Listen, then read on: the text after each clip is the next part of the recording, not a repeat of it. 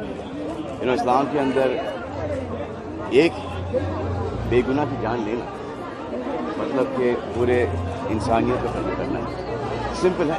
اسلام کا مطلب پیس ہے. اسلام کا کیا نظریہ ہے؟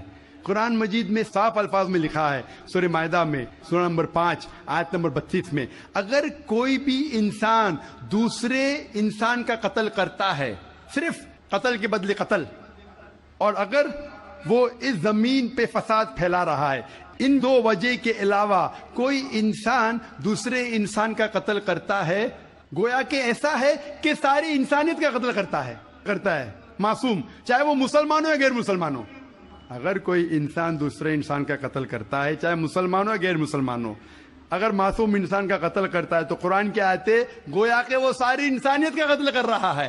اور اگر وہ ایک معصوم انسان کی جان بچاتا ہے، چاہے مسلمان یا غیر مسلمان ہو، گویا کہ وہ ساری انسانیت کی جان بچا رہا ہے.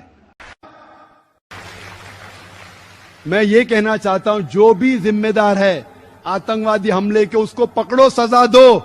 میں آپ کی مدد کروں گا، مسلمان سے کہوں گا مدد کرو. اسلام کے اندر اگر کوئی آتنکواد ہے، اس کو ملنا چاہیے سزا ہے موت. میں سخت لا کے فیور میں ہوں، لیکن یہ کہنا چاہتا ہوں، آپ ٹاڈا لکھ کے پوٹا لے کے، پوٹا لے کے مکوکا لے کے، میں آپ کے ساتھ ہوں. لیکن اگر کوئی بے گناہ کو کوئی مکوکا میں ڈالتا ہے، اور اگر 6 مہینے بعد، 1 سال بعد ثابت ہوتا ہے بے گناہ ہے، پولیس آفیسر کو اندر ڈالو.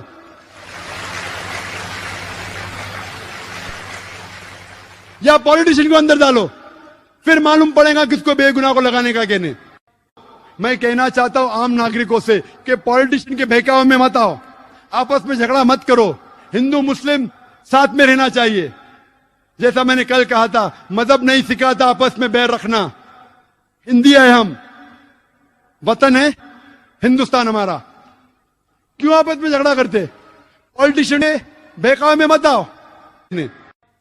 اور ہم سب ہندوستانی، چاہے ہندو ہو یا مسلمان ہو، ہم میں ڈفرینس ہو سکتا ہے، ہم میں کچھ بات پہ اختلاف ہو سکتا ہے، لیکن آپس میں جھگڑا نہیں کرنا چاہیے، آپس میں ایک دوسرے کی جان نہیں لینا چاہیے.